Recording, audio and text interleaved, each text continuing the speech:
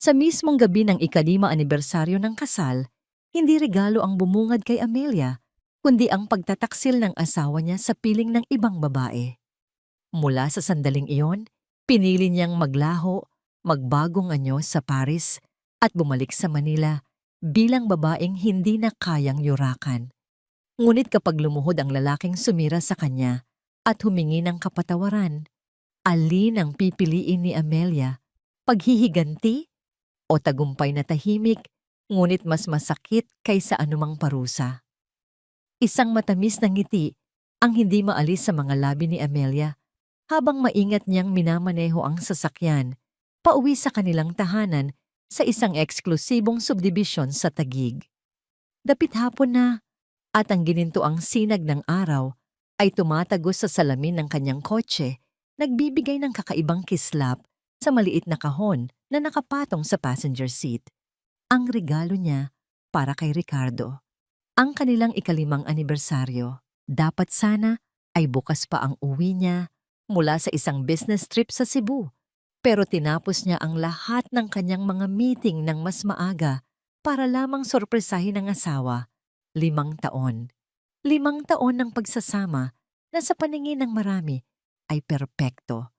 Si Ricardo de Villa, isang matagumpay na negosyante, at siya, si Amelia Reyes de Villa, ang kanyang tapat na may bahay na isinantabi ang sariling pangarap sa fashion design para suportahan ito.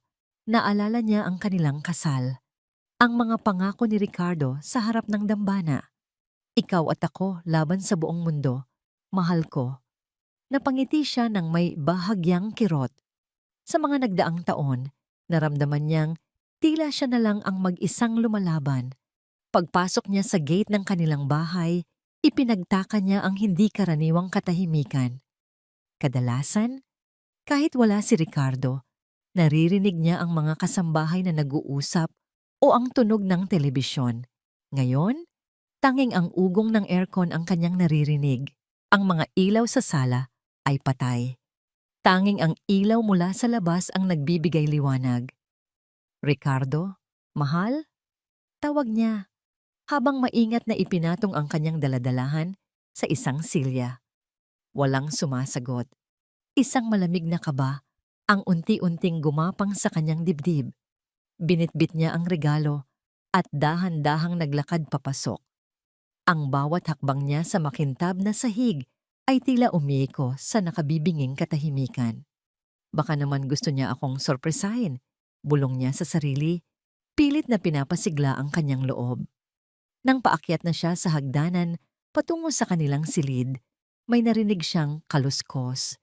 Hindi malinaw, pero sapat na para mapatigil siya sa paghakbang. Sinundan niyon ng isang mahinang halikhik. Boses ng isang babae. Hindi niya boses. Bumilis ang tibok ng kanyang puso. Bawat baitang ng hagdanan ay tila isang mabigat na pagsubok. Nakarating siya sa itaas, sa pasilyo na patungo sa kanilang master's bedroom. Bahagyang nakaawang ang pinto, at mula sa siwang na yon, narinig niya ito ng malinaw.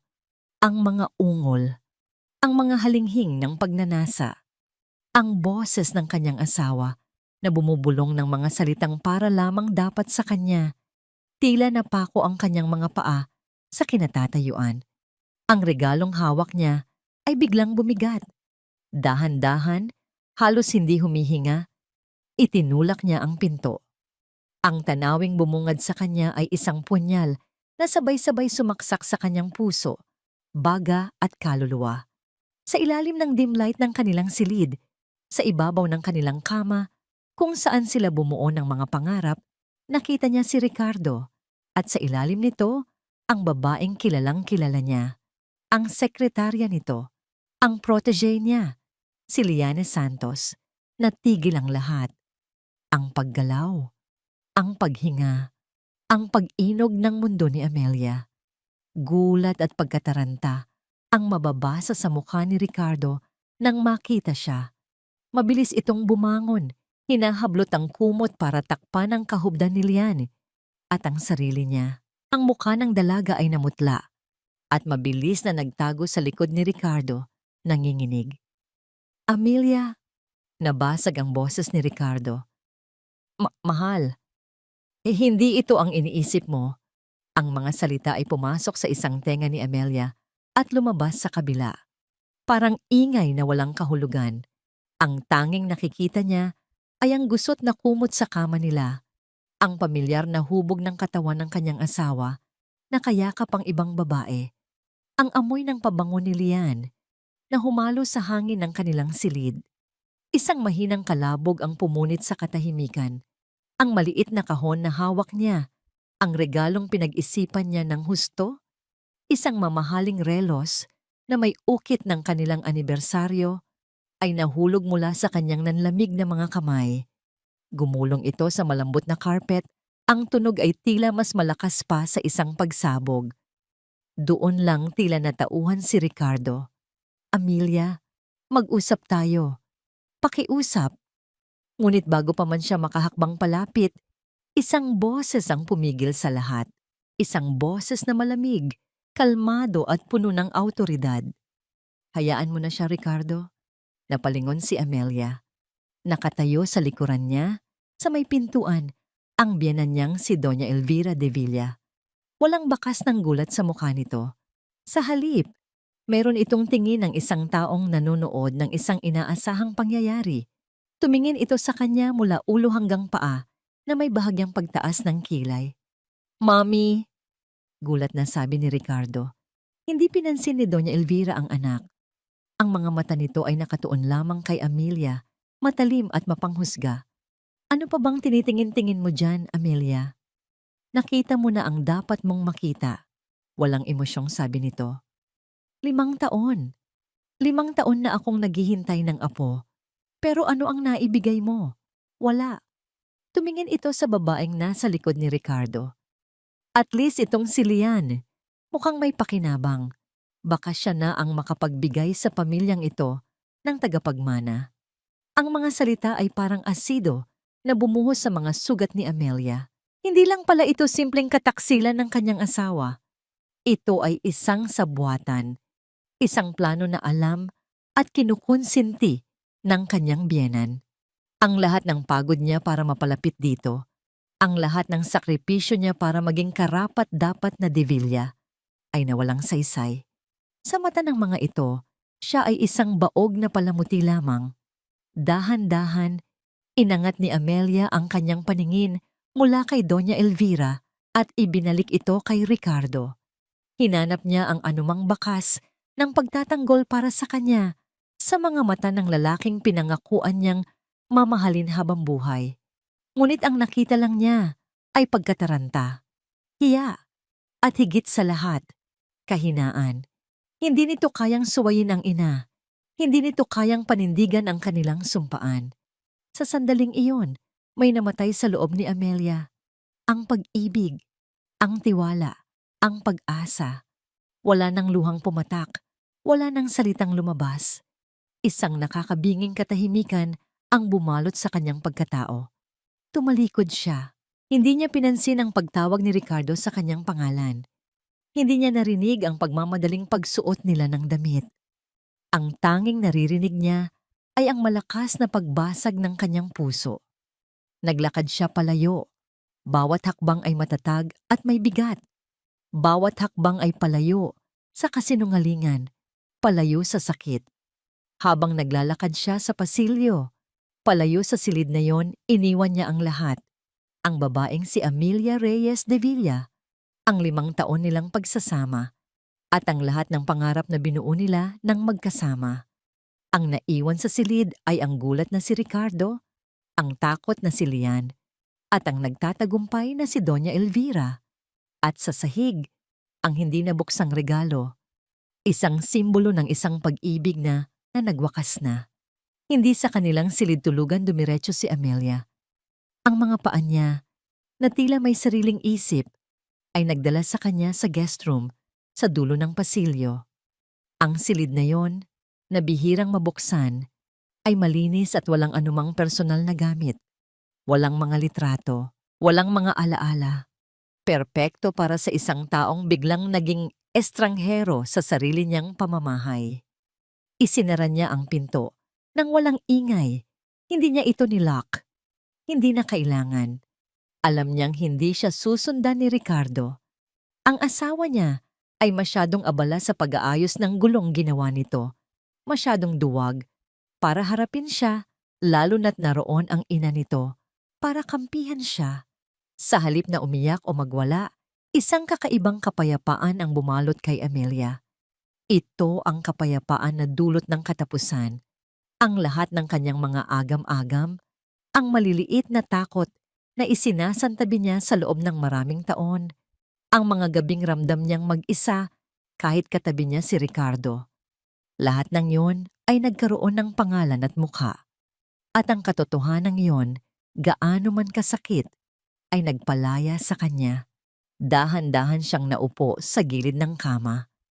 Ang kanyang mga mata ay iginala sa kabuuan ng bahay sa kanyang isipan. Nakita niya ang bawat sulok, bawat palamuti na siya mismo ang pumili. Nakita niya ang malaking family portrait nila sa sala. Isang kuha mula sa kanilang huling bakasyon sa El Nido.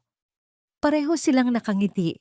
Ang mga braso ni Ricardo ay mahigpit na nakayakap sa kanyang baywang. Isang perpektong larawan ng kasinungalingan. Tumayo siya at lumapit sa cabinet kung saan nakalagay ang kanyang maleta. Ang maletang dala niya mula sa Cebu na hindi pa niya nabubuksan. Binuksan niya ito. Sa ibabaw ay ang mga pasalubong para sa mga kasambahay at ang isang pares ng sapatos na binili niya para kay Ricardo. Maingat niyang inalis ang mga ito at inilagay sa sahig. Sa ilalim ng kanyang mga damit, sa isang malaking brown envelope, naroon ang dokumentong matagal na niyang itinatago. Ilang buwan na ang nakalipas, sa payo ng kanyang abogadong kaibigan, ay nagpagawa siya ng divorce petition. Para lang mayroon ka, sabi nito noon. Just in case. Hindi niya akalain na ang just in case na yon ay darating ng ganito kaaga at ganito kasakit. Inilabas niya ang mga papel at ipinatong sa maliit na mesa. Kinuha niya ang isang pluma mula sa kanyang handbag. Ang kamay niya ay hindi nanginginig. Bawat letra sa kanyang pangalan, Amelia Reyes, ay isinulat niya ng may diin at katiyakan. Hindi na niya isinulat ang Divilla. Sa gabing ito, ibinabalik na niya ang apelyidong yon sa pamilyang walang ginawa kundi tapakan ang kanyang pagkatao. Pagkatapos, hinubad niya ang kanyang wedding ring. Ang gintong singsing na simbolo raw ng walang hanggang pag-ibig. Naramdaman niya ang marka na naiwan nito sa kanyang daliri. Isang bilog na bakas ng 5 taong pag-aalay. Tinitigan niya ito sa huling pagkakataon bago niya ito marahang ipinatong sa ibabaw ng papel sa tabi mismo ng kanyang pirma. Ang kasunduan ay selyado na. Lumapit siya sa salamin at tiningnan ang sariling refleksyon. Ang babaeng nakatingin pabalik sa kanya ay may mga matang pagod at walang emosyon, ngunit hindi talunan. Isang takas na luha ang biglang pumatak mula sa kanyang kanang mata. Hindi ito luha ng kalungkutan, kundi luha ng pamamaalam. Mabilis niya itong pinunasan gamit ang likod ng kanyang palad. Hindi na ako iiyak para sa kanya. Bulong niya sa sarili. Isang pangako na ibinaon niya sa kanyang kaluluwa. Hindi na kailanman. Muli niyang inayos ang kanyang maleta. Ang mga damit na isusuot niya sana para sa kanilang anniversary dinner ay iniwan niya.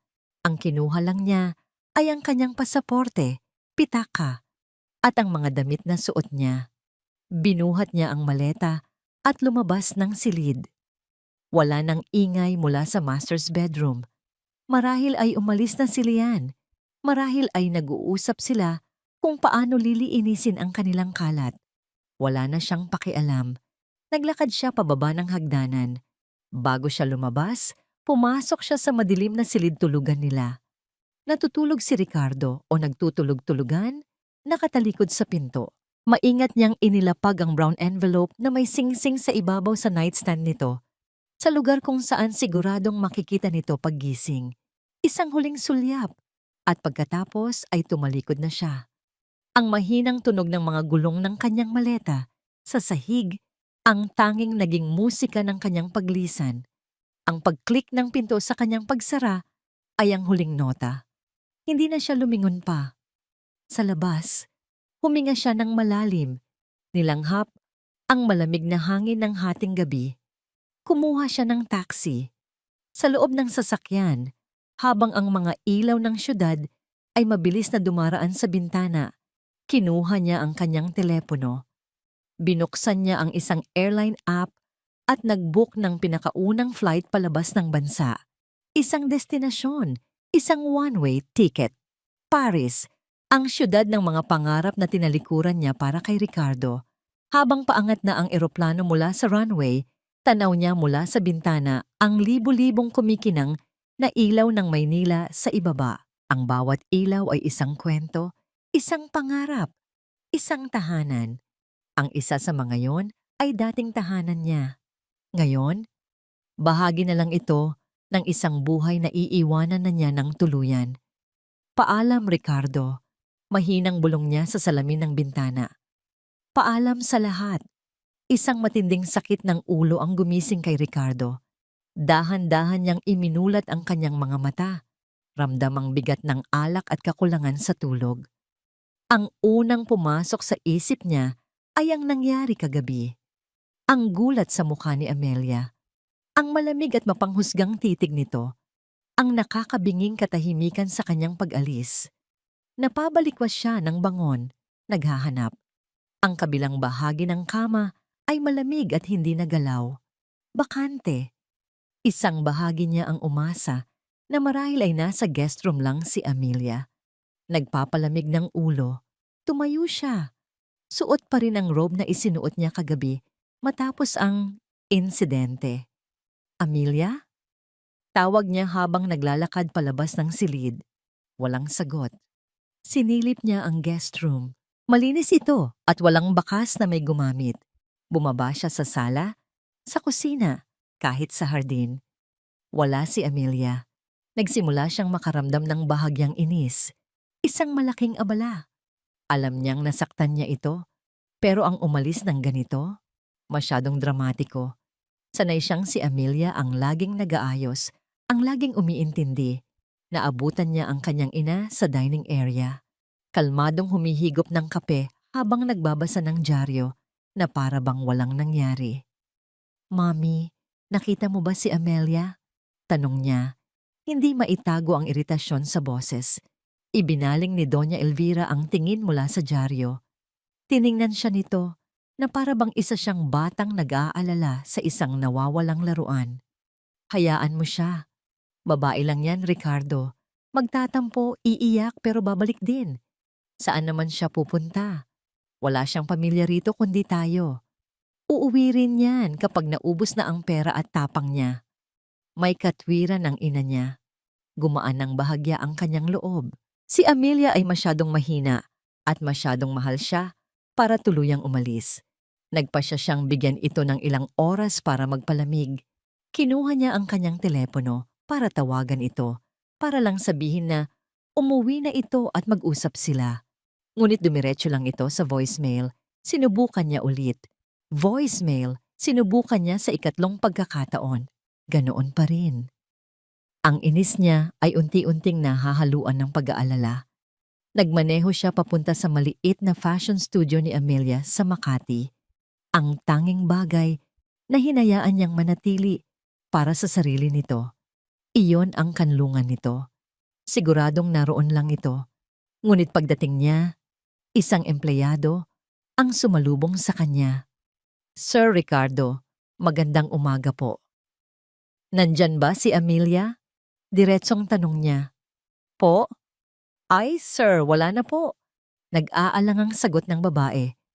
Nag-file na po siya ng kanyang resignation kahapon ng hapon, bago pa po siya umuwi. Parang may malamig na tubig na ibinuhos sa kanya. Kahapon pa? Bago pa ang lahat. Ibig sabihin, plinano niya ito. Hindi ito isang biglaang desisyon dahil sa galit. Mas malalim, nagmamadali siyang bumalik sa bahay. Ang pagtibok ng kanyang puso ay mas mabilis na kaysa sa takbo ng sasakyan. Tumakbo siya paakyat sa kanilang silid. Ang isip ay gulong-gulo. Doon, sa ibabaw ng kanyang nightstand, sa lugar kung saan niya inilalagay ang kanyang relo at telepono tuwing gabi, may nakita siyang isang malaking brown envelope na hindi niya napansin kanina. Nanginginig ang mga kamay niya habang kinukuha ito. Nang buksan niya, bumungad sa kanya ang mga papel na kinatatakutan niya. Isang petition for divorce. At sa huling pahina, ang malinaw at matatag na pirma, Amelia Reyes, kasama ng mga papel. Isang bagay ang gumulong sa kanyang palad. Ang wedding ring ni Amelia. Sa sandaling iyon, gumuho ang lahat ng kanyang pagiging kampante. Ang katotohanan ay sumampal sa kanya ng buong lakas. Hindi ito pagtatampo. Hindi ito drama. Ito ay paglisan. Totoo, Pinal. Iniwan na siya. Napatitig siya sa pirma. Amelia Reyes, hindi na Divilla. Ang simpleng pagbabagong yon ay mas masakit pa kaysa sa isang sampal. Hindi bulong niya sa kawalan. Hindi maari. Napaatras siya at napaupo sa gilid ng kama. Hawak ang mga papel na parang hatol sa kanyang kamatayan. Ang bahay na dati simbolo ng kanyang tagumpay ay biglang naging isang malamig at malawak na kulungan. Ngayon lang niya naintindihan. Ang katahimikan ni Amelia kagabi ay hindi pagsuko. Iyon ay ang kanyang hatol. Habang nakatulala siya sa mga papel, naramdaman niya ang isang pares ng braso na yumakap sa kanya mula sa likuran. Ang amoy ng pabango ni Lian, ang kumalat sa hangin. Ricardo, akala ko tulog ka pa. Malamig na sabi nito. Ipinapatong ang baba sa kanyang balikat. Huwag mo nang isipin yon. Tama ang mami mo, babalik din yon. Hindi siya kumibo. Ang mga mata niya ay nakapako pa rin sa pirma ni Amelia.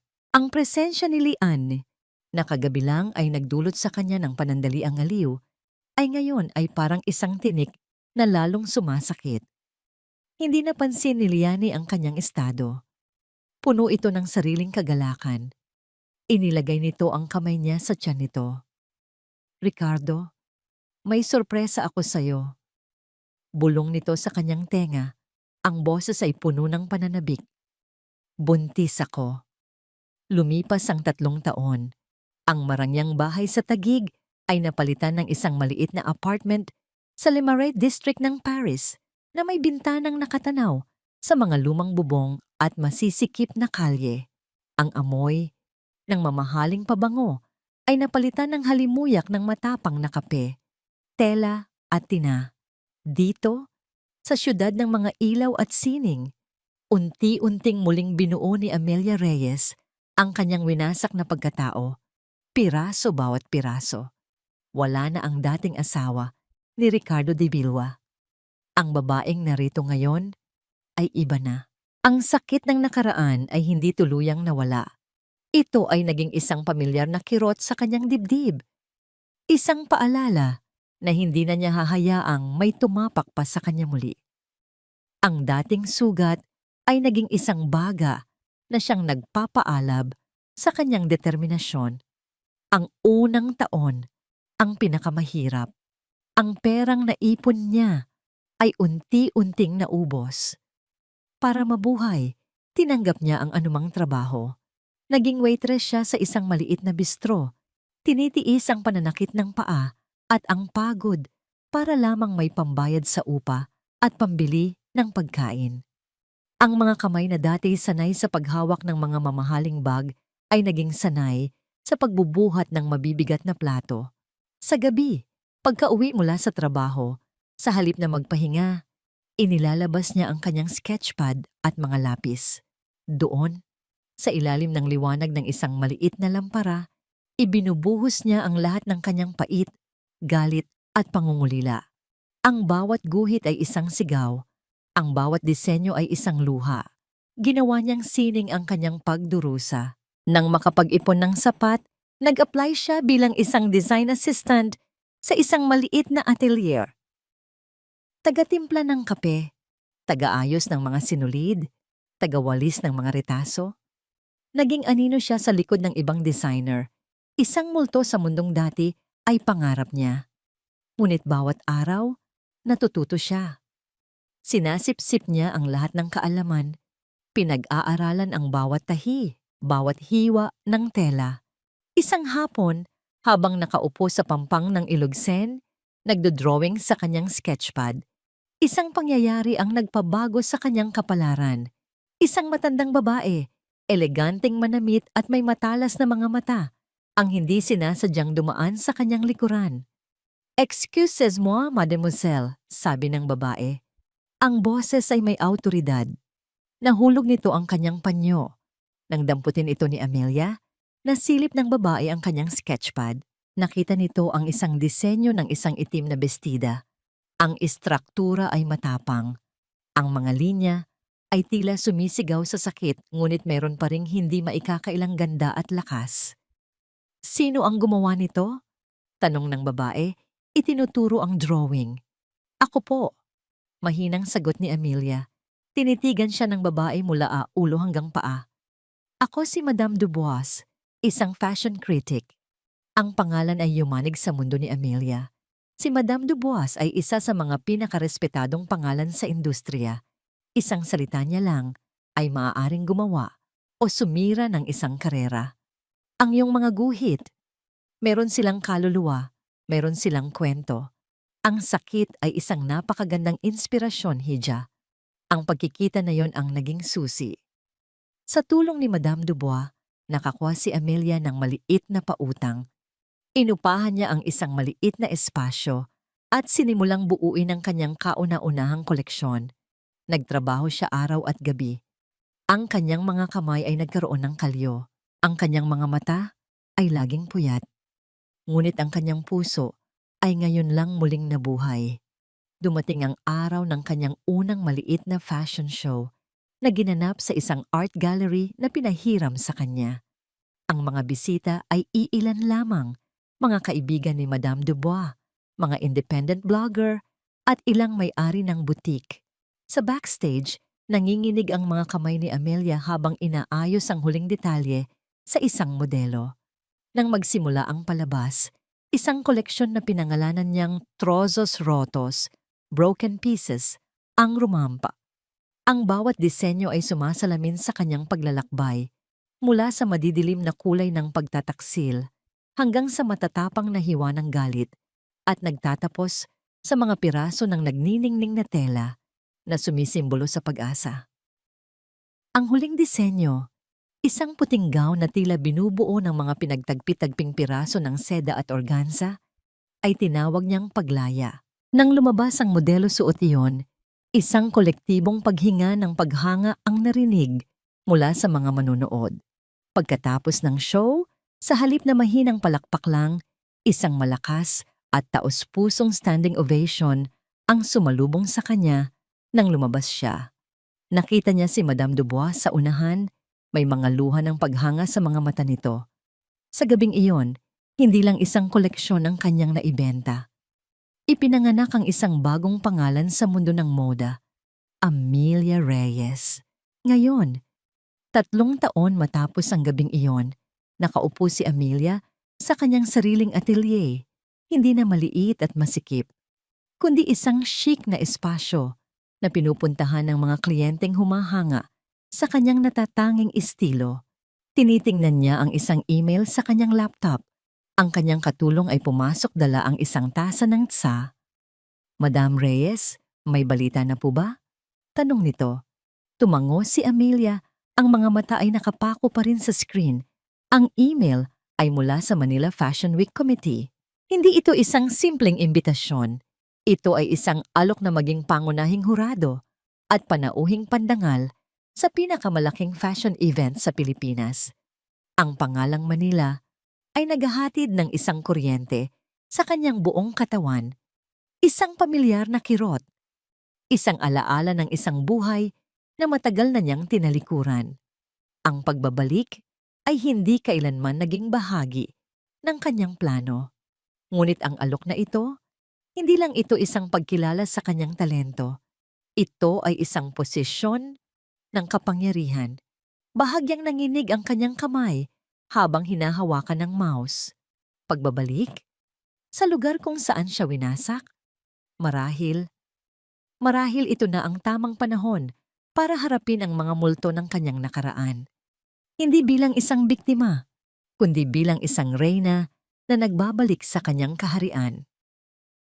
Sa panlabas na anyo, ang buhay ni Ricardo de Villa ay perpekto. Ang De Villa Corporation ay lalo pang lumago. Ang kanyang pangalan ay laging nababanggit sa mga business column. At mayroon na siyang tagapagmana, isang malusog na batang lalaki na pinangalanan nilang Richard Jr. o RJ. Ang bahay na iniwan ni Amelia ay mas napuno ng mga mamahaling gamit. Ngunit sa bawat paglubog ng araw, habang ang katahimikan ay bumabalot sa malawak na kabahayan, nararamdaman ni Ricardo ang lalamig at bigat ng kanyang ginintuang hawla. Ang hapunan sa mansyon ng mga De Villa ay isang ritual ng pagkukunwari. Ang pagkain ay laging masarap, inihanda ng isang private chef. Ang mga kubyertos ay pilak, ang mga plato ay porselana, ngunit ang usapan ay laging hungkag at puno ng tensyon. Nakita mo ba ang bagong koleksyon ng Bavelgari, Ricardo? Sabi ni Lian isang gabi habang isinusubo ang kanyang pan-seared salmon. Iyong serpentine necklace? Sabi ng kaibigan ko, bagay na bagay daw sa akin. Hindi pa man nakakasagot si Ricardo, sumabat na si Doña Elvira mula sa kabilang dulo ng mesa. Kakabili mo lang ng hikaw mula sa Cartier nung nakaraang linggo, Lian eh. Hindi ka ba marunong magtipid? Ang pera ng anak ko ay hindi pinupulot sa basura. Ngumuso si Lian.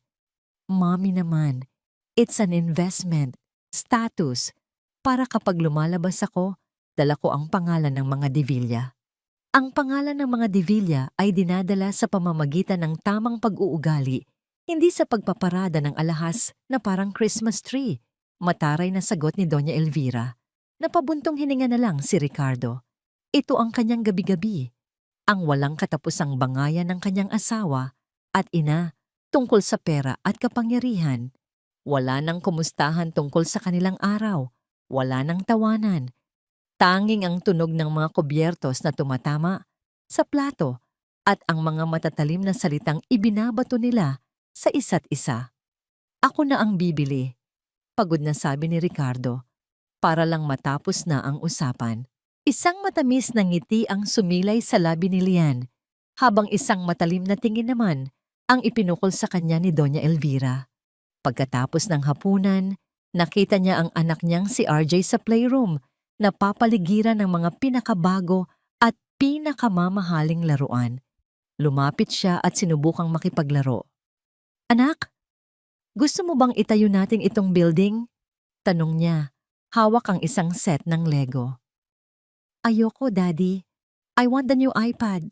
Sagot ng bata nang hindi man lang tumitingin sa kanya, abala sa pagpindot sa tablet nito.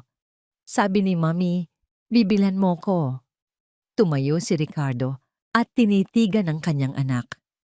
Nakikita niya ang kanyang sarili sa mukha nito, ngunit hindi niya maramdaman ang koneksyon na inaasahan ng isang ama. Si RJ ay isang simbolo, ang simbolo ng dahilan kung bakit umalis si Amelia, ang premyo na ipinagmalaki ng kanyang ina. Ngunit hindi niya maramdaman ang init ng pagiging isang ama. Tanging ang obligasyon. Kinagabihan, hindi siya makatulog. Nagtungo siya sa kanyang study para tapusin ang ilang papeles. Habang may hinahanap sa isang lumang cabinet, isang bagay ang nahila ng kanyang kamay. Isang damit. Isang simpleng midnight blue silk dress na nakasabit pa rin sa isang hanger, nakatago sa likod ng kanyang mga lumang suit. Alam niya kung kaninong damit iyon. Ang paborito ni Amelia. Ang damit na suot nito noong huli silang nagsayaw sa isang charity ball, isang buwan bago ang lahat ay gumuho. Dahan-dahan niyang inilabas ito. Ang tela ay malambot at malamig sa kanyang mga kamay. Naisip niya ang pakiramdam ng telang iyon sa balat ni Amelia, ang paraan ng pagyakap nito sa kanyang katawan. Naamoy niya ito. Mayroon pa ring bahagyang bakas ng pabango ni Amelia. Isang delicate na amoy ng white tea at jasmine na matagal na niyang hindi naamoy, ngunit hindi kailanman nakalimutan. Sa isang iglap, bumalik ang lahat. Ang tawa ni Amelia na pumupuno sa bawat sulok ng bahay. Ang paraan ng pagtitig nito sa kanya na para bang siya ang sentro ng mundo nito. Ang init ng mga yakap nito na nagpaparamdam sa kanya na siya ay nasa tahanan. Napahigpit ang hawak niya sa damit. Isang matinding pangungulila ang bumara sa kanyang lalamunan. Ang yaman niya, ang posisyon niya, ang anak niya. Lahat ng ito ay narito. Ngunit ang pakiramdam ng pagiging buo ay matagal nang nawala, kasabay ng pag-alis ng babaeng nagmamay-ari ng damit na ito. Ibinalik niya ang damit sa cabinet na parang isang sagradong bagay. Naupo siya sa kanyang mesa at binuksan ang kanyang laptop. Pilit na ibinabaling ang isip sa trabaho. Nag-scroll siya sa mga international business news ng isang headline mula sa online edition ng Vogue Paris ang nakakuha ng kanyang atensyon.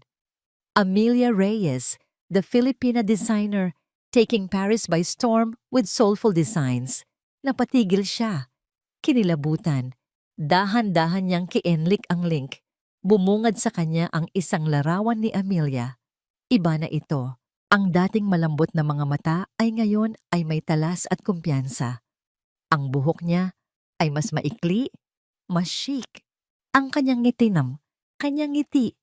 ay hindi na kasing init ng dati, ngunit puno ng kapangyarihan at pag-aari sa sarili. Binasa niya ang artikulo.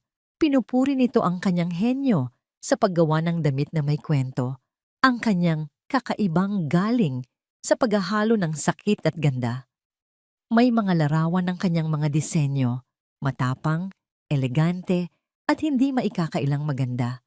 Ang babaeng minsan niyang tinawag na simpleng may bahay na may munting libangan ay isa na ngayong international sensation. Hindi niya alam kung ano ang mararamdaman. Paghanga? Oo. Inggit? Marahil. Pero higit sa lahat, isang napakatinding pagsisisi. Ang bituin na binitawan niya ay hindi lang pala basta naglaho. Ito ay naging isang supernova. Biglang tumunog ang kanyang telepono. Pinuputol ang kanyang pag-iisip. Isang business partner. "Ricardo, good evening," sabi ng boses sa kabilang linya. "May update lang ako tungkol sa Manila Fashion Week." "Oh, sige. Anong balita?" Walang ganang sagot ni Ricardo. "Alam mo na, malaking sponsor ang Divila Corp. Sa event, may malaking pagbabago. Iyong main backer mula sa New York nag-pull out. Pero huwag kang mag-alala. May nakuha silang mas malaki pang kapalit. Isang international brand mula sa Paris. Sila na ang magiging main presenter." "Good to hear," sabi ko. Sabi ni Ricardo, gusto nang ibaba ang telepono. At eto pa ang malaking balita. Patuloy ng kausap. Ang designer at may-ari ng brand na yon, siya mismo ang darating para maging head judge at guest of honor. Kilala mo ba siya? Isang sikat na Filipina designer sa Europe. Ang pangalan niya, Amelia Reyes. Nabitiwan ni Ricardo ang telepono. Nahulog ito sa sahig na may malakas na kalabog. Ang pangalan ay umalingaw-ngaw sa kanyang tainga, sa kanyang isip, sa kanyang buong pagkatao. Ang mundo niya ay biglang umikot at ang ginintuang hawla na kanyang ginagalawan ay biglang gumuho sa kanyang harapan. Ang hangin sa Maynila ay kasing init at kasing sikip ng dati. Isang malaking kaibahan sa malamig at maluwag na klima ng Paris na kanyang kinasanayan. Ngunit habang bumababa si Amelia mula sa isang makintab na itim na Mercedes-Benz sa harap ng isang 5-star hotel sa BGC, hindi ang panahon ang kanyang naramdaman, kundi ang bigat ng daan-daang mga matang nakatutok sa kanya. Ang mga flash ng kamera ay tila maliliit na kidlat na gumuguhit sa maulap na hapon. Naglakad siya sa red carpet na inilatag para sa kanya. Ang bawat hakbang niya ay marahan, ngunit may katiyakan. Ang kanyang suot ay hindi isang ball gown, kundi isang eleganteng ivory pantsuit na siya mismo ang nagdisenyo. Ang matapang na istruktura nito ay nagbibigay diin sa kanyang bagong tuklas na lakas. Ang kanyang buhok ay maikli at ang kanyang mukha ay may minimal na makeup. Ngunit ang kanyang mga mata Ang mga iyon ay nagbago. Ang dating malambot at mapagtiwalang mga mata ay napalitan ng isang tinging kalmado, matalas at halos malamig. Ito ang kanyang pagbabalik. Hindi bilang si Amelia Reyes de Villa ang asawang tinalikuran, kundi bilang si Amelia Reyes, ang reyna ng kanyang sariling imperyo. Sa press conference, umupo siya sa gitna ng panel, kalmado sa gitna ng bagyo ng mga tanong at kumikinang na ilaw. Miss Reyes, welcome back to the Philippines. What does it feel like to be back after all these years? Tanong ng isang reporter. Isang bahagyang nangiti ang sumilay sa kanyang mga labi. Isang nangiting hindi umabot sa kanyang mga mata. It feels productive. Sagot niya, ang boses ay malinaw at may kumpiyansa. I'm here for a purpose, and that is to celebrate and elevate Filipino talent on the global stage. Your brand is known for its deeply emotional and personal designs, sabi naman ng isa pa. Can you tell us what, or who, is your biggest inspiration? Isang tanong na may patibong. Alam niyang ang tinutukoy nito ay ang kanyang nakaraan. Ang dating Amelia ay marahil manginginig o maiiyak. Ngunit ang Amelia ngayon ay tiningnan lamang ang reporter ng diretso sa mata. My biggest inspiration is survival, she said, seamlessly switching to English. I believe that the most beautiful art is born from the deepest wounds. My designs are not just clothes, they are stories. Ang bawat tahi ay isang salita, at ang bawat koleksyon ay isang kabanata ng aking buhay. And this chapter, she paused, letting her words sink in, is about power. Ang mga sagot niya ay matalino, direkta, at walang bahid ng pagiging biktima. Habang nagsasalita siya, ang kanyang mga mata ay marahang iginala sa mga taong nasa silid.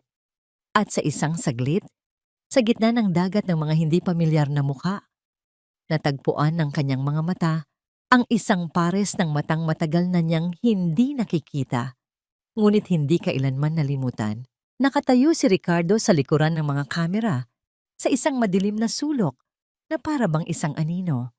Hindi siya nakasuot ng mamahaling suit na laging suot nito sa mga business meeting, kundi isang simpleng polo shirt. Mukha itong pagod, mukha itong mas matanda. Ngunit higit sa lahat, sa mga mata nito, nakita ni Amelia ang isang emosyong hindi niya inaasahan. Isang halo ng paghanga, sakit, at matinding pagsisisi. Nagtagpo ang kanilang mga paningin sa loob lamang ng 3 segundo. Ngunit sa 3 segundong yon, isang buong kwento ang dumaan sa pagitan nila. Isang kwento ng pag-ibig, pagtataksil, at pagkawala.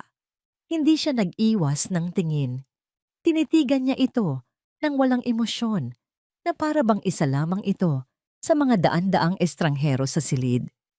At pagkatapos, marahang ibinaling ang kanyang atensyon pabalik sa reporter na nagtatanong na para bang walang nangyari. Nakita niya mula sa gilid ng kanyang mata kung paano ito napayuko. Tila tinamaan ng isang hindi nakikitang suntok. Kinagabihan, sa isang exclusive welcome party para sa kanya, muling nag-cruise ang kanilang mga landas. Habang kausap niya ang ilang mga investor, isang pamilyar na boses ang narinig niya mula sa kanyang likuran. Isang boses na dati nagpapakalma sa kanya, ngunit ngayon ay nagdudulot ng lamig. Amelia, Hija.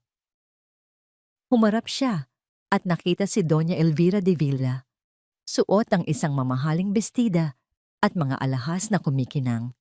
Ang nangiti nito ay kasing tamis ng lason. Sino ba namang mag-aakala? Sabi ng matanda. Tinitingnan siya mula ulo hanggang paa. Ang simpleng babaeng pinulot lang ng anak ko ay isa na ngayong sikat na personalidad. Dapat ka pa ngang magpasalamat kay Ricardo. Ang sakit na ibinigay niya sa'yo, iyon pala ang naging puhunan mo. Hindi nagbago ang ekspresyon ni Amelia. Kumuha siya ng isang baso ng champagne mula sa isang dumaraang waiter at humarap sa kanyang dating biyenan. Tama po kayo, Doña Elvira. Mahinahong sagot niya.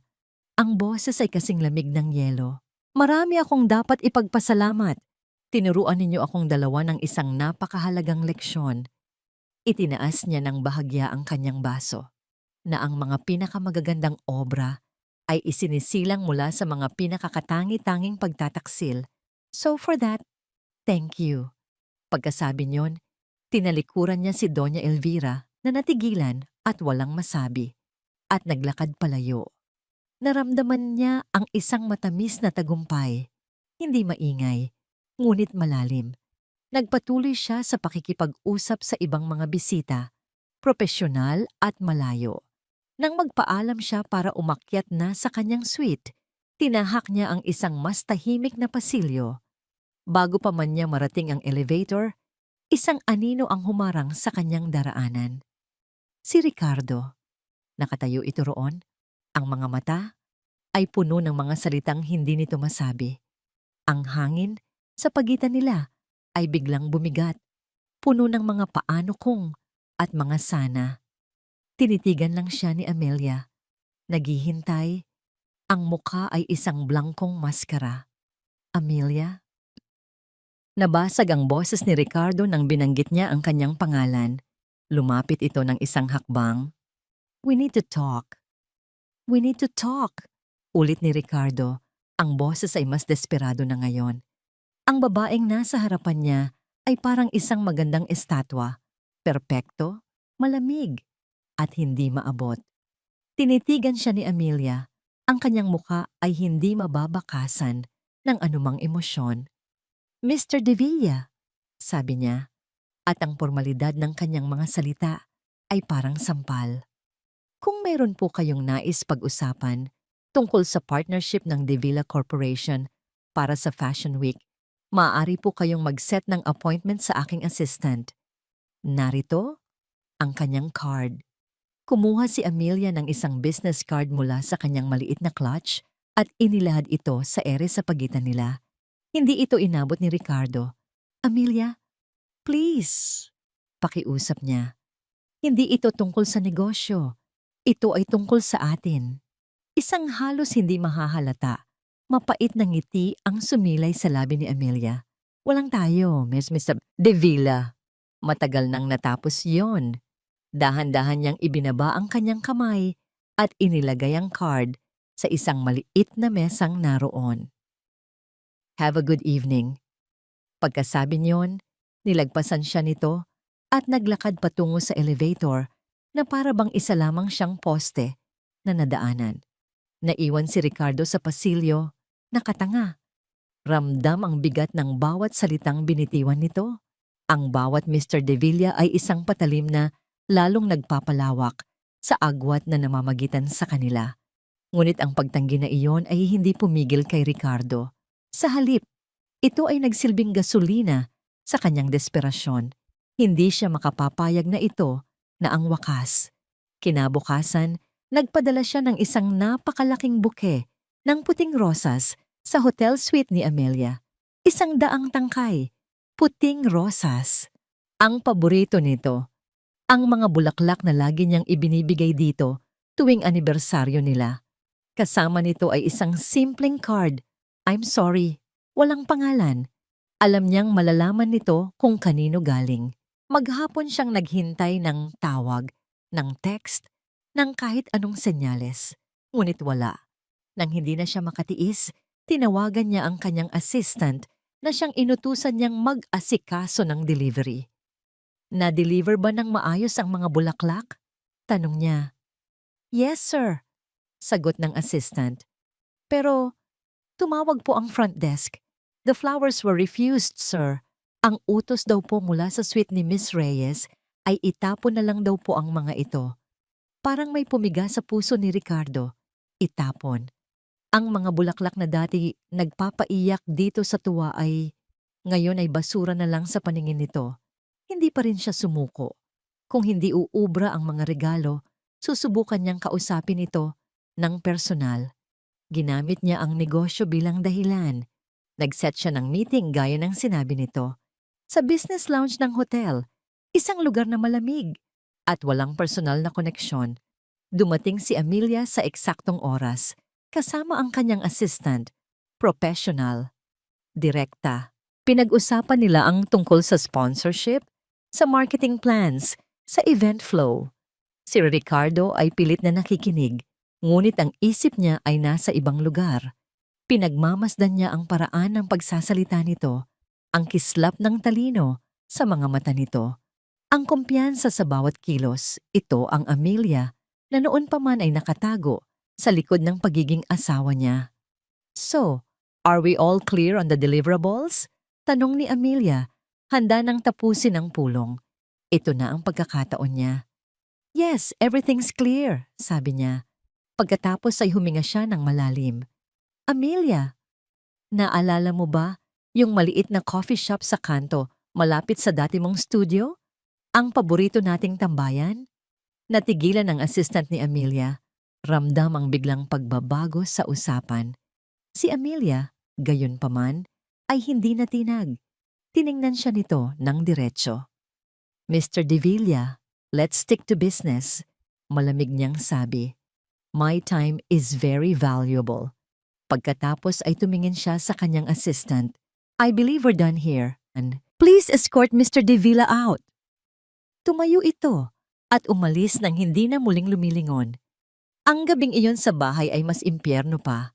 Nakita ni Lian ang resibo para sa 100 puting rosas sa bulsa ng kanyang coat. Saan mo dinala to, Ricardo? 100 puting rosas? Para kanino? Sigaw nito. Iwinawas-siwas ang papel sa harap niya. It's none of your business, Lian. Pagod niyang sagot, walang lakas para makipagtalo. Anong none of my business?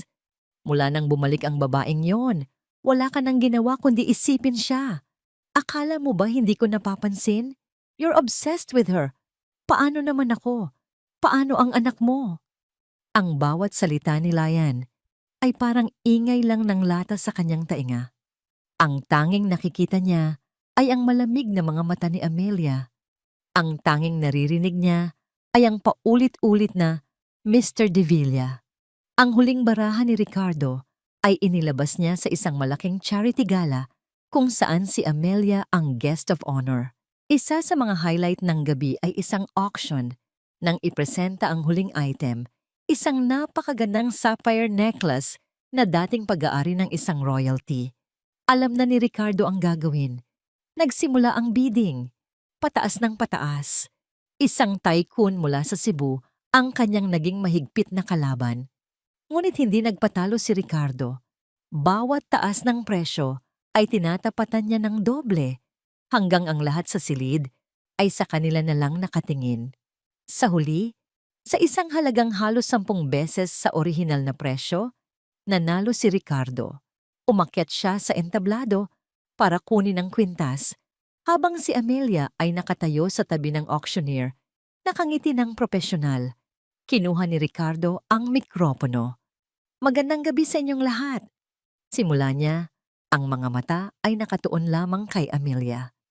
Ang alahas na ito ay maganda, ngunit ang halaga nito ay wala sa mga bato.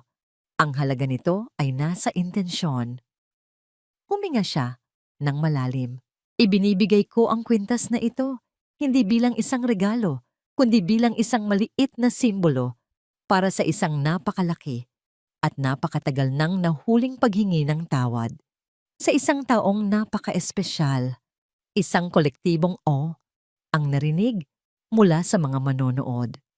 Ang lahat ng mga mata ay napunta kay Amelia. Naghihintay ng kanyang reaksyon. Kinuha ni Amelia ang mikropono mula kay Ricardo.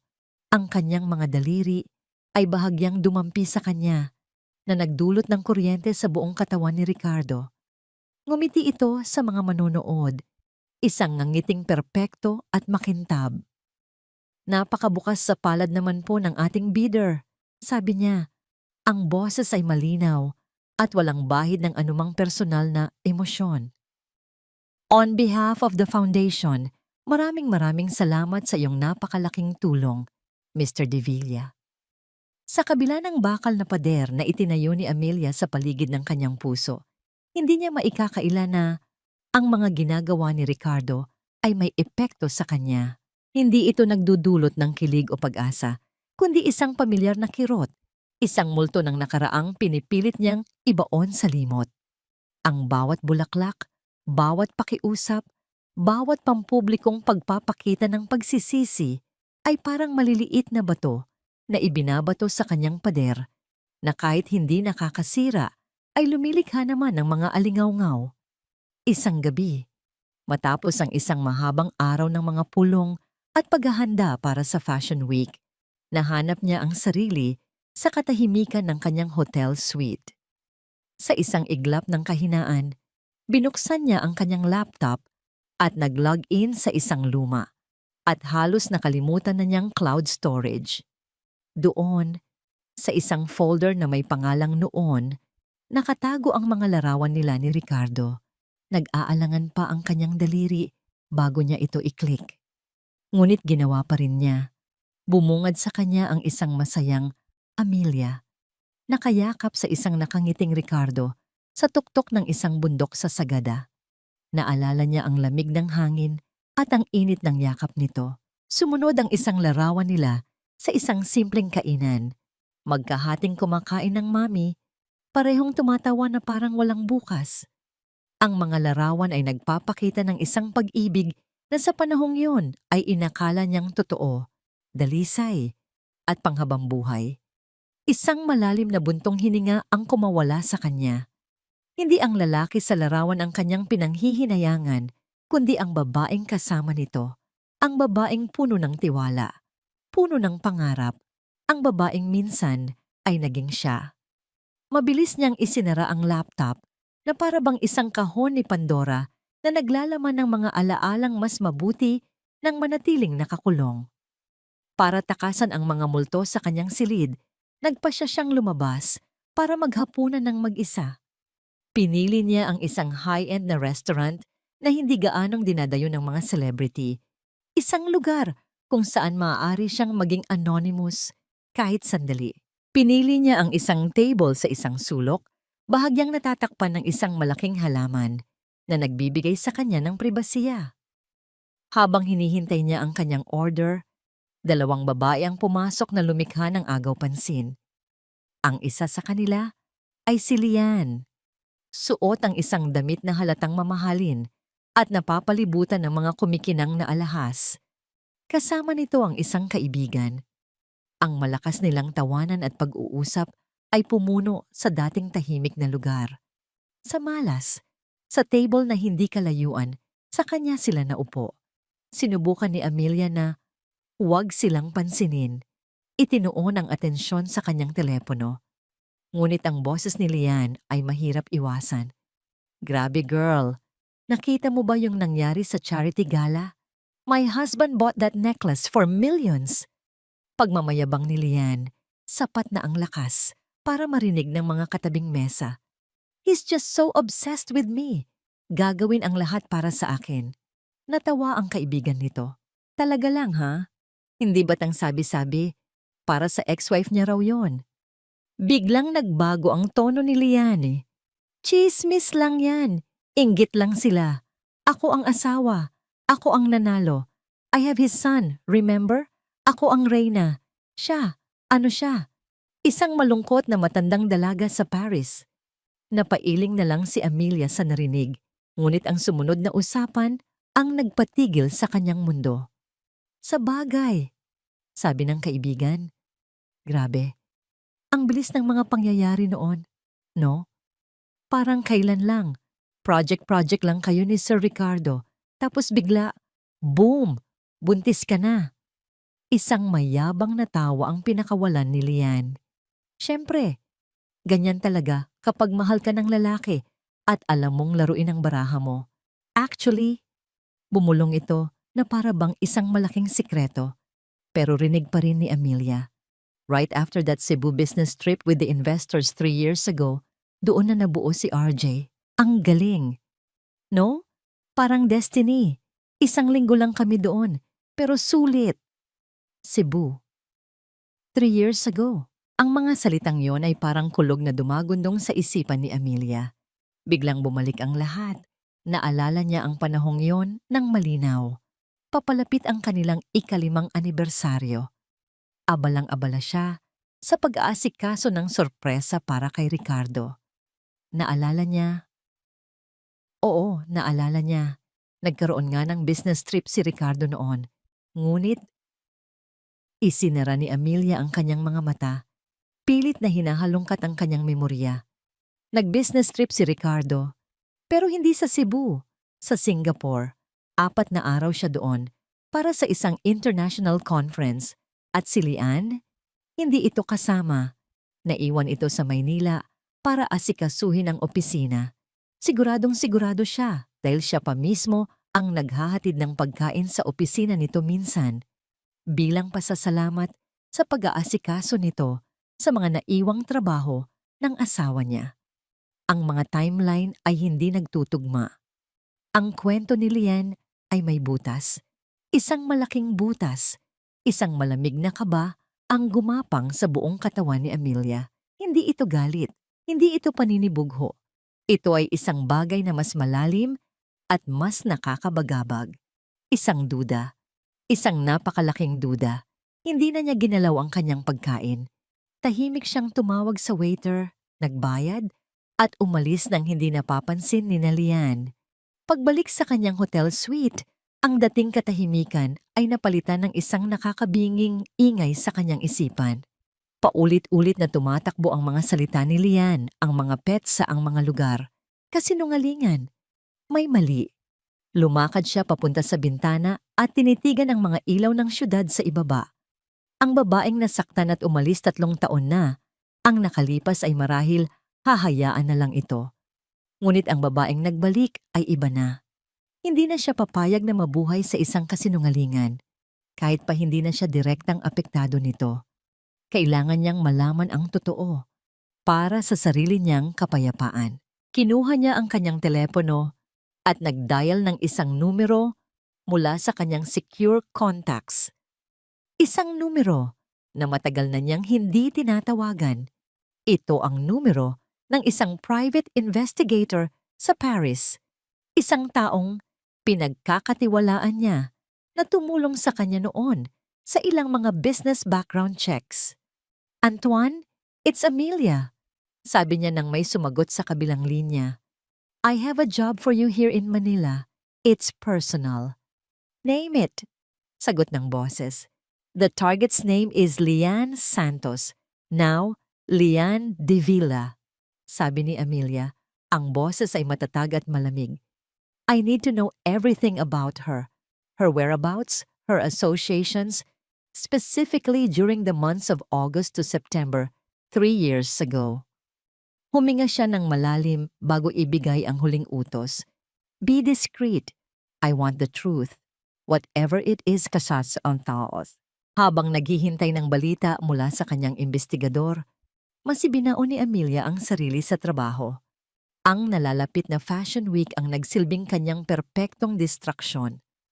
Sa araw, siya ang makapangyarihang Amelia Reyes, nagbibigay ng mga utos, nagsasagawa ng mga pagpupulong at pinupuri ang mga batang designer. Ngunit sa gabi, sa katahimikan ng kanyang suite, ang pagdududa tungkol kay Lian ay parang isang aninong hindi siya tinitigilan. Sa kabilang banda, para kay Ricardo, ang bawat araw na lumilipas ay parang isang butil ng buhangin sa isang hourglass na malapit ng maubos. Ramdam niya na malapit ng umalis muli si Amelia. Ang opisyal na dahilan nito sa pananatili ay ang Fashion Week. At kapag natapos na yon, ano pa ang pipigil dito para bumalik sa Paris? Ang desperasyon ay nagtulak sa kanya na gawin ang isang huling, malaking hakbang. Kung ang mga regalo at pampublikong paghingi ng tawad ay hindi umubra, marahil ang lakas ng kanilang mga alaala ang siyang gigising sa anumang natitirang pagtingin nito para sa kanya. Nagpadala siya ng isang maikling, formal na email kay Amelia gamit ang kanyang personal na address, hindi ang pang-opisina. Amelia, I know I have no right to ask for anything, but before you leave, I beg you for 10 minutes of your time. For the sake of the 5 years we shared, please meet me. Ricardo kasama ng email ay isang address. Ang address ng maliit na art gallery sa Escolta kung saan sila unang nag-date. Isang lugar na puno ng sining at mga pangarap. Bago pa ang lahat ay naging komplikado. Araw-araw, pagkatapos ng trabaho, pumupunta si Ricardo sa art gallery na yon. Uupo siya sa isang bench sa pinakasulok, maghihintay. Ang unang araw, walang Amelia. Ang pangalawa, wala pa rin. Ang pangatlo, nawawalan na siya ng pag-asa. Inisip niyang marahil ay itinapon lang nito ang email. Binura ng hindi man lang binabasa. Ngunit sa ika-4 na araw, habang papalubog na ang araw at naghahanda na siyang umuwi, bumukas ang pinto ng gallery. Pumasok si Amelia. Nakatayo lang ito sa may pintuan. Ang kanyang anyo ay isang silhueta laban sa papalubog na araw. Kung noon, ang pagdating nito ay nagdudulot ng init at saya sa kanyang dibdib. Ngayon, ang dala nito ay isang malamig at mabigat na tensyon. "You have 10 minutes, Ricardo," sabi nito. Ang boses ay walang emosyon habang nanatili itong nakatayo malapit sa pinto, handang umalis anumang oras. Tumayo si Ricardo. Ang puso niya ay kumakabog ng malakas. Dahan-dahan siyang lumapit. "Salamat. Salamat sa pagdating mo." Inilibot niya ang kanyang mga kamay. "Naaalala mo ba ang lugar na to? Dito kita unang dinala. Sabi mo noon, ang mga painting dito, parang mga bintana sa ibang mundo." Tumingin si Amelia sa isang painting sa pader. Isang madilim na abstract. "Marami nang nagbago, Ricardo. Ang mga painting, ang lugar, tayo." Ako? Ako ang nagbago, Amelia." Aminado niya. Ang boses ay puno ng pagsisisi. "Ako ang sumira sa lahat. Naging arogante ako. Makasarili. I took you for granted. Akala ko, kahit anong gawin ko, nandyan ka lang lagi. Hindi ko nakita ang halaga mo hanggang sa nawala ka na." Lumapit pa siya ng isang hakbang. Ang agwat sa pagitan nila ay sapat na lang para sa isang tao. Pero sa loob ng 3 taon na nawala ka, walang araw na hindi kita naisip. Walang araw na hindi ko pinagsisihan ang ginawa ko. Nakita kita sa press conference, nakita ko kung sino ka na ngayon. At mas lalo lang akong humanga. Mas lalo ko lang naintindihan kung gaano kalaking tanga ang nawala sa akin. Ang mga salita ay bumuhos mula sa kanya, isang ilog ng pagsisisi na matagal nang naipon. "Hindi ko hinihiling na balikan mo ako. Alam kong imposible na yon. Ang hinihiling ko lang, Amelia, ay ang iyong kapatawaran. Patawarin mo ako para lang kahit paano, mabawasan ang bigat na dinadala ko araw-araw." Hinawakan niya ang kamay nito. Sa kanyang gulat, hindi ito bumawi. Ang balat nito ay kasing lambot pa rin ng dati, ngunit malamig. Tumingin si Amelia sa kanilang mga kamay na magkahawak at pagkatapos ay tumingin ito sa kanyang mga mata. Sa unang pagkakataon mula nang magbalik ito, nakakita si Ricardo ng isang emotion sa mga mata nito. Hindi galit, hindi pag-ibig, kundi isang malalim, nakakapagod na kalungkutan. "Ang pagpapatawad, Ricardo," mahinang sabi nito. "Ang bawat salita ay may bigat. Ay hindi isang bagay na ibinibigay para gumaan ang loob ng nakasakit. Ito ay isang bagay na ginagawa para sa sarili, para makalaya sa sakit." Dahan-dahan itong binawi ang kanyang kamay. Ang pagkawala ng kanyang dampi ay nag-iwan ng matinding lamig. "Matagal na kitang pinatawad," patuloy nito. "Pinatawad kita hindi dahil karapat-dapat ka, kundi dahil kailangan ko. Kailangan kong magpatuloy. Kailangan kong mabuhay." Isang matagal na katahimikan ang namagitan sa kanila. Ang pag-asa sa dibdib ni Ricardo na kanina lang ay bahagyang umusbong ay unti-unting namatay. Ito na yon, ang pinal na hatol. "Salamat sa iyong pagsisisi, Ricardo," sabi ni Amelia.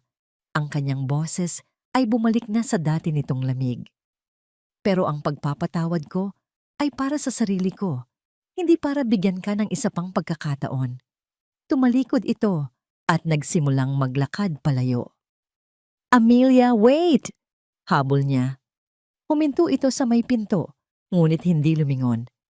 The truth always comes out, Ricardo. Sabi lang nito, bago tuluyang lumabas at maglaho sa dilim ng gabi. Naiwan si Ricardo sa gitna ng art gallery, napapaligiran ng mga obra ng sining na ngayon ay tila nanunuya sa kanya.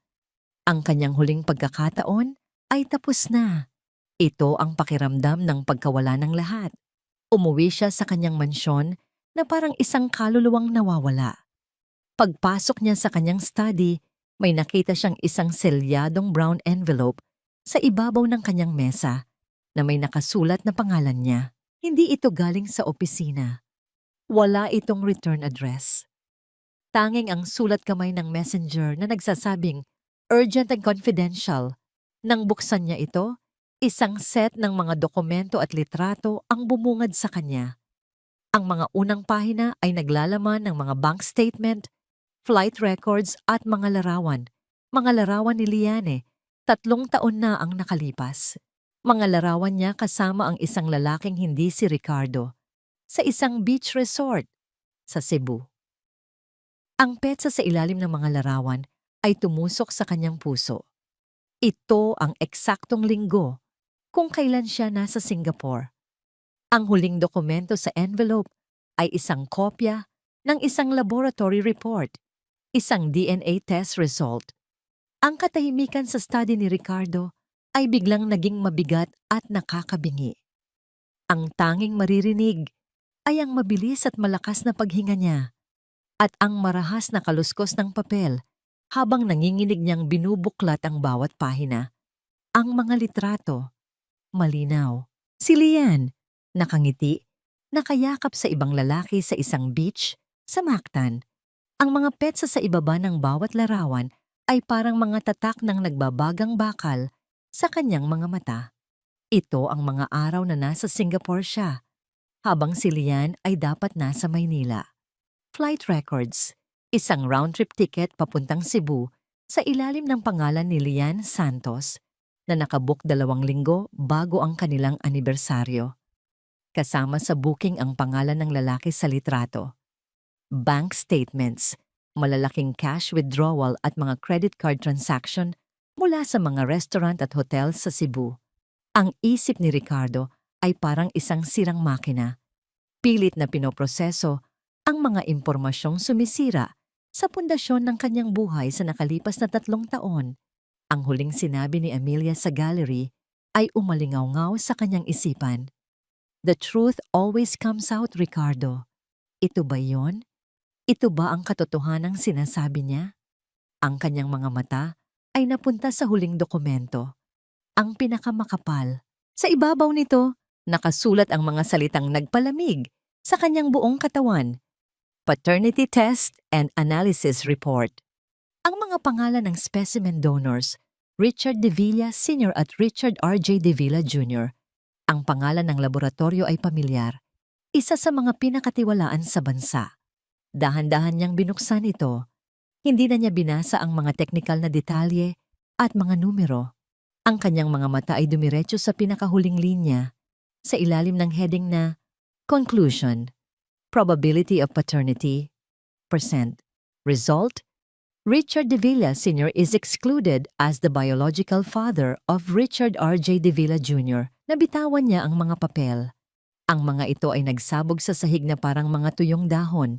Ang salitang 0% ay paulit-ulit na umikot sa kanyang isipan. Bawat pag-ulit ay mas malakas, mas nakakabingi, mas masakit. Hindi maaari. Pinulot niya ang report, binasa ulit at ulit at ulit. Ngunit ang mga salita ay hindi nagbabago. Ang anak na ipinagmalaki niya, ang tagapagmana ng pangalang De Villa. Ang dahilan ng pagkasira ng pagsasama nila ni Amelia ay hindi niya anak. Isang halakhak ang kumawala mula sa kanyang lalamunan. Hindi ito halakhak ng tuwa. Ito ay tunog ng isang taong nababaliw. Isang tunog na puno ng sakit, galit at pagkatraidor. Nagtaas ang kanyang paningin at nakita niya ang isang malaking family portrait sa pader ng kanyang study. Siya, si Lian at ang batang si RJ. Lahat ay nakangiti. Isang perpektong larawan ng isang perpektong kasinungalingan. Sa isang iglap, ang lahat ng pagtitimpi niya ay gumuho. Isang mabangis na sigaw ang kumawala mula sa kanyang dibdib. Isang sigaw na nagmula sa kaibuturan ng kanyang winasak na kaluluwa. Hinablot niya ang isang mabigat na paperweight sa kanyang mesa at ibinato ito ng buong lakas sa portrait. Ang salamin ay nabasag at nagsabog sa sahig, kasabay ng pagkapunit ng larawan nilang tatlo. Ang ingay ay nagpababa kay Lian mula sa kanilang silid, suot ang isang mamahaling silk robe. Ricardo, anong nangyayari dito? Anong Natigil siya nang makita ang mga nagkalat na papel at ang wasak na larawan. Ang mukha niya ay namutla. Ano to, Ricardo? Hindi sumagot si Ricardo. Dahan-dahan niyang pinulot ang mga litrato ni Lian kasama ang ibang lalaki at ang DNA test result mula sa sahig. Naglakad siya palapit dito. Ang bawat hakbang ay mabigat. Ang kanyang mga mata ay nag-aapoy sa galit na ngayon lang naramdaman ni Lian sa buong buhay niya. Sino siya, Lian? Kalmadong tanong ni Ricardo. Ngunit ang kalamigan ng kanyang boses ay mas nakakatakot kaysa sa anumang sigaw. Itinaas niya ang isang litrato. Sino ang lalaking kasama mo sa Cebu habang nasa Singapore ako? Ang mukha ni Lian ay nawalan ng lahat ng kulay. Nagsimulang manginig ang kanyang mga labi. Hindi ko alam. Ricardo, yan ay gawa-gawa lang yan. Sinisiraan ako ng kung sino. Gawa-gawa? Ngumisi si Ricardo, isang ngising nakakatakot. Pati ba ito? Gawa-gawa rin. Itinaas niya ang DNA test result. 0% Lian. Alam mo ba kung anong ibig sabihin niya? Lian, ang batang tinawag kong anak sa loob ng 3 taon. Hindi sa akin. Sa wakas, gumuho ang pagkukunwari ni Lian. Ang mga luha ng takot ay nagsimulang mamuo sa kanyang mga mata. Ricardo, pakinggan mo ko. Pipatawarin mo ko. Mahal kita. Mahal? Ang sigaw ni Ricardo ay yumanig sa buong kabahayan. Ginamit mo ko. Ginamit niyo kong lahat. Para sa pera. Para sa pangalan. Si mami mo ang may plano ng lahat. Biglang sigaw ni Lian. Sa desperasyong maghanap ng masisisi. Siya ang nagsabi sa akin na kailangan niyang magkaapo. Na kung hindi ko gagawin mawawala ako sa'yo. Natakot ako. Sa gitna ng sigawan, isang boses ang pumutol sa lahat. Anong kaguluhan ito? Nakatayo sa may pinto si Doña Elvira, na akit ng ingay. Ang kanyang mukha ay nagpapakita ng iritasyon hanggang sa makita niya ang mga papel sa kamay ng anak. Ang kanyang pagiging kampante ay biglang naglaho. Humarap si Ricardo sa ina. Ang mga mata ay puno ng sakit at pagtataksil na mas malalim pa kaysa sa naramdaman niya para kay Lian. Ikaw, Mami, alam mo ba ito? Hindi makasagot si Doña Elvira. Ang kanyang pananahimik ay ang pinakamasakit na kumpirmasyon. Alam mo, ulit ni Ricardo, ang boses ay basag na. Alam mong hindi ko siya kadugo, pero hinayaan mong palakihin ko ang anak ng ibang lalaki, hinayaan mong masira ang pagsasama namin ni Amelia, para lang sa isang pekeng tagapagmana, para lang sa pride ng pamilya. Ginawa ko yon para sa'yo, Ricardo. Para sa pamilya. Depensa ni Doña Elvira, ang boses ay nanginginig na rin. Hindi ka mabigyan ng anak ni Amelia. Hindi ko kailangan ng ganito. Ang sigaw ni Ricardo ay puno ng lahat ng kanyang nawala. Bigla, napahawak si Doña Elvira sa kanyang dibdib. Ang kanyang mukha ay namutla at nahirapan siyang huminga. Mami! Ngunit huli na ang lahat. Sa gitna ng kaguluhan, sa gitna ng mga basag na piraso ng kanilang mga kasinungalingan, ang matriarch ng pamilyang De Villa ay bumagsak sa sahig, walang malay. Ang huling narinig sa mansyon ng mga De Villa ay hindi na ang sigawan, kundi ang nakakataranta at papalapit na tunog ng sirena ng ambulansya.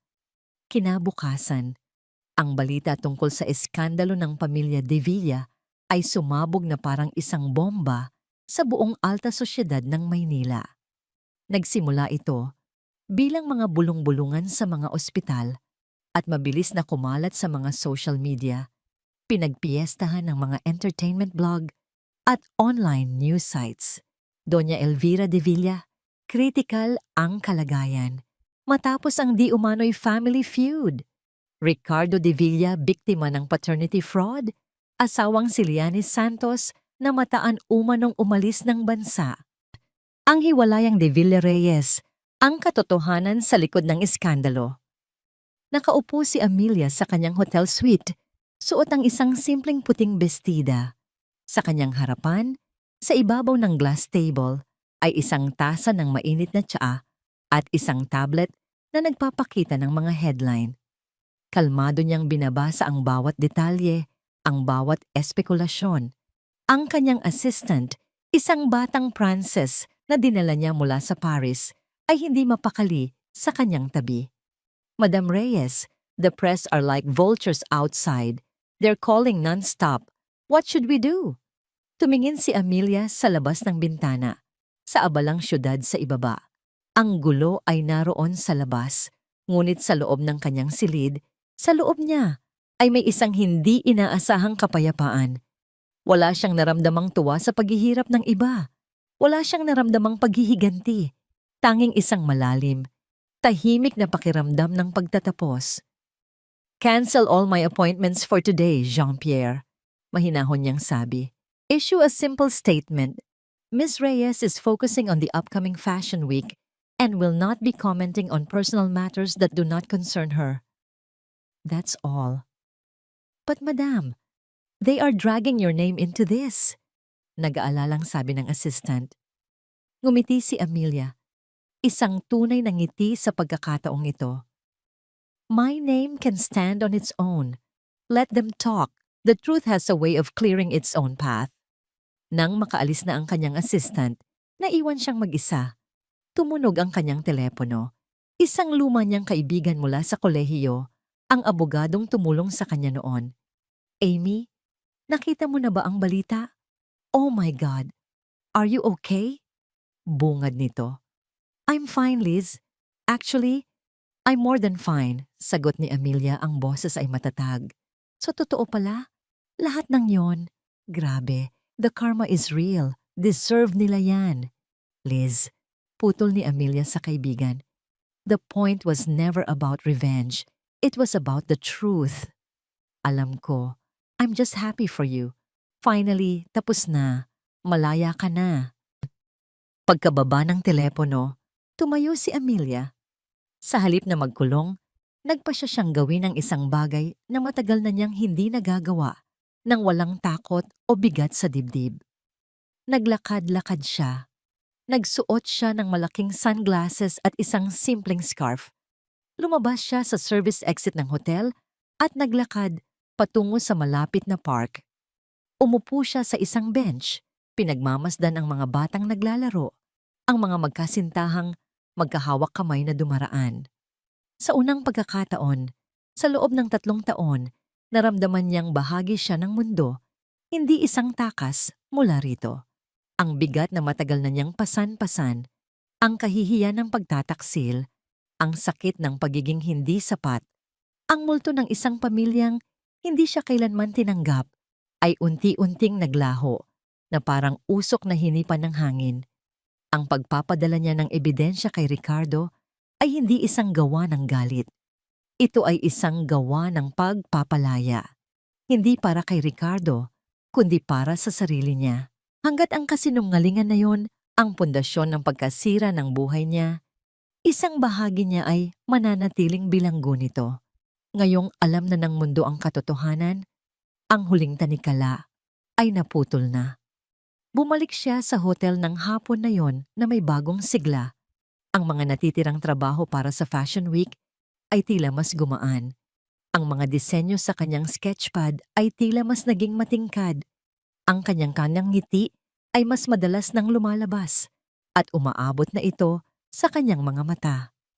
Kinagabihan, habang inaayos niya ang final lineup para sa kanyang koleksyon, Isang staff ng hotel ang kumatok sa kanyang pinto. May dala itong isang sobreng gawa sa mamahaling papel. Walang tatak ng hotel. Walang pangalan ng nagpadala. Tanging ang pangalan niya ang nakasulat sa labas sa isang pamilyar. Ngunit ngayon ay nanginginig na sulat kamay. Binuksan niya ito. Sa loob ay isang maikling liham. Amelia, I know I have lost all right to ask anything of you. But I am begging one last time. One last, please see me before you go. I need to say goodbye properly. Ricardo, tinitigan ni Amelia ang sulat. Ang mga salita ay puno ng desperasyon at kahinaan. Isang malaking kaibahan sa aroganteng lalaking nakilala niya noon. Wala na ang dating kumpiyansa. Ang naiwan ay isang taong wasak. Isang bahagi niya ang gustong itapon ng sulat. Isara ang pinto ng tuluyan. Ngunit may isa pang bahagi, ang bahaging ganap ng malaya at payapa, ang nagsasabing kailangan niyang harapin ito. Hindi para sa kanya, kundi para sa sarili niya. Para isara ang aklat nang walang anumang galit o pait na natitira. Isang huling kabanata. Isang tamang pagtatapos. Kinuha niya ang telepono at nag-text sa numero ni Ricardo na hindi pa rin niya binubura sa kanyang contacts. Ang mensahe niya ay maikli at direkta. Tomorrow, 2 p.m., the coffee shop at the hotel lobby. Be alone. Pagkatapos ipadala iyon, ibinaba niya ang telepono at huminga ng malalim. Handa na siya. Ang coffee shop sa lobby ng hotel ay abala at maingay. Isang perpektong lugar para sa isang pag-uusap na nangangailangan ng distansya at kawalan ng drama. Dumating si Amelia ng eksaktong 2:00. Nakita niya si Ricardo na nakaupo na sa isang table sa sulok, nakatalikod sa karamihan. Nang lumapit siya, tumayo ito. Ang Ricardo sa harapan niya ngayon ay anino na lamang ng dating makisig at aroganteng lalaki. Ang mga mata nito ay lubog. May maitim na bilog sa ilalim. Ang buhok ay may mga hibla na ng puti. Ang mamahaling suit na suot nito ay tila maluwag sa kanyang nangayayat na pangangatawan. Mukha itong isang taong dumaan sa isang matinding bagyo at hindi pa nakakabangon. Amelia, bati nito. Ang boses ay paos. Salamat sa pagdating mo. Umupo si Amelia sa tapat niya. Inilapag ang kanyang handbag sa bakanting upuan. Hindi siya umorder. You wanted to say goodbye, Ricardo. I'm here. Walang paligoy-ligoy. Direkta. Ang mensahe ay malinaw. Hindi ito isang friendly chat. Isa itong transaksyon. Yumuko si Ricardo. Tinititigan ang kanyang mga kamay na nakapatong sa mesa. Ang mommy. Inatake sa puso. Stable na siya ngayon pero hindi na siya makakapagsalita. Si Lian. Umalis na. Dinala niya ang bata. I don't even know where they are. Ang mga board member ng kumpanya humihingi ng emergency meeting. Ang lahat ng pinaghirapan ko, ng pamilya natin, ay nawawasak. Ang bawat salita ay puno ng pagod at pagkatalo. Tinitigan siya ni Amelia, nakikinig, ngunit walang naramdamang awa. Tanging isang malayong pakiramdam ng pagtatapos. I'm sorry to hear that, sabi niya. Ngunit ang tono ay formal, ang uri ng pakikiramay na ibinibigay sa isang hindi kakilala. Inangat ni Ricardo ang kanyang paningin. Ang mga mata nito ay puno ng luha na pilit niyang pinipigilan. Hindi ako humihingi ng awa, Amelia. Sinasabi ko lang sa'yo para malaman mo na tama ka. Lahat ng itinayo sa kasinungalingan, babagsak din. Alam ko na ngayon ang lahat ng isinakripisyo mo, patuloy niya. Ang pangarap mo na tinalikuran mo para sa akin. Ang kahihiyan na tiniis mo mula kay Mommy. Ang sakit na naramdaman mo ng mag-isa at ako. Wala akong ginawa. Hinayaan kong mangyari ang lahat. Patawarin mo ako, Amelia. Hindi dahil gusto kong gumaan ang pakiramdam ko, kundi dahil kailangan mong marinig. You deserved better. You deserved everything. Ito na ang mga salitang matagal nang hinintay marinig ng dating Amelia. Ngunit para sa babaeng naroon ngayon, ang mga ito ay mga salita na lamang, isang epilogo sa isang aklat na matagal na niyang naisara. I accept your apology, Ricardo, sabi niya ng may katahimikan. Isang bahagyang pag-asa ang sumilay sa mga mata ni Ricardo, ngunit agad din itong pinatay ng mga sumunod na salita ni Amelia. At bilang pagtanggap, mayroon akong huling regalo para sa'yo. May kinuha si Amelia mula sa kanyang handbag. Isang patag na kahon na nakabalot sa eleganteng itim na papel at itim na ribon. Maingat niya itong ipinatong sa mesa at itinulak palapit kay Ricardo. Nag-aalangang tiningnan ni Ricardo ang regalo. Ano to? Buksan mo.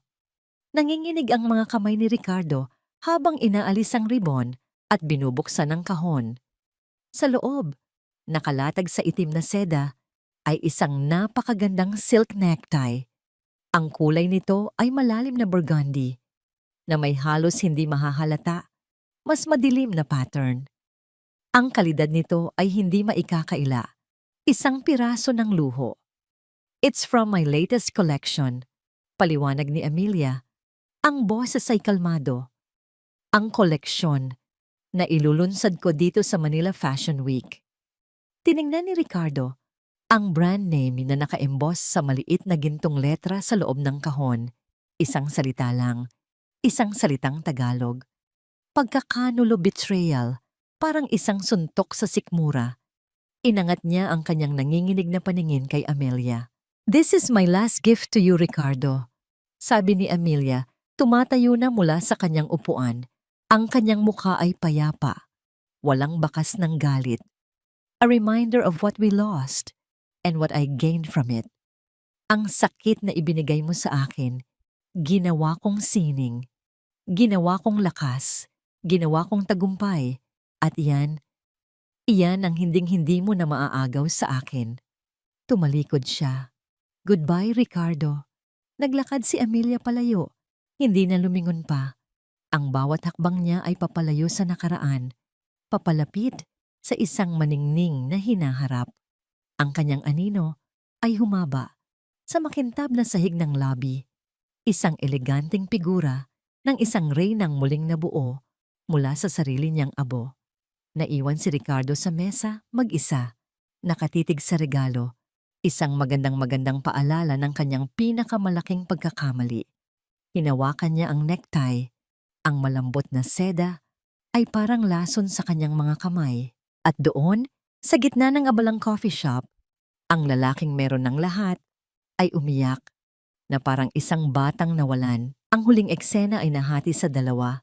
Si Amelia, nakangiti habang sumasakay sa elevator paakyat sa kanyang suite. Ang kanyang telepono ay nagpapakita ng isang flight confirmation pabalik sa Paris. At si Ricardo, nakayuko sa kanyang mesa, hawak ang regalong tinatawag na pagkakanulo. Habang ang mundo sa paligid niya ay nagpatuloy na umikot na para bang wala siyang saysay. Sa dulo ng kwento ni Amelia, malinaw na hindi lahat ng sugat ay kailangang gantihan ng galit. Ang pagtataksil ni Ricardo ay hindi lamang sumira sa isang kasal, kundi nagsilbing mitya upang ipanganak ang isang mas matatag, mas malaya at mas makapangyarihang babae. Sa Paris, ginamit ni Amelia ang sakit bilang sinulid at ang luha bilang disenyo, hanggang ang dati inaping asawa ay naging babaeng hinahangaan ng mundo. At sa kanyang pagbabalik sa Manila, hindi paghihiganti ang dala niya, kundi katahimikan ng isang taong panalo na sa sarili niyang laban. Ipinapaalala ng kwentong ito na ang kasamaan ay may hangganan at ang kabutihan, kapag pinili mong ipaglaban ang sarili, ay laging may gantimpala. Hindi man agad, ngunit darating. Ngayon, kayo. Kung kayo ang nasa lugar ni Amelia, pipiliin ba ninyo ang bumalik para maghiganti o ang umalis upang magsimulang muli? At may sugat ba kayong dala ngayon na baka, tulad niya, ay maaaring maging simula ng isang mas magandang bukas? Maraming salamat sa patuloy ninyong pakikinig. Kumusta kayo? Naway ang kwento ngayon ay nakapagbigay lakas at pag-asa sa inyong puso.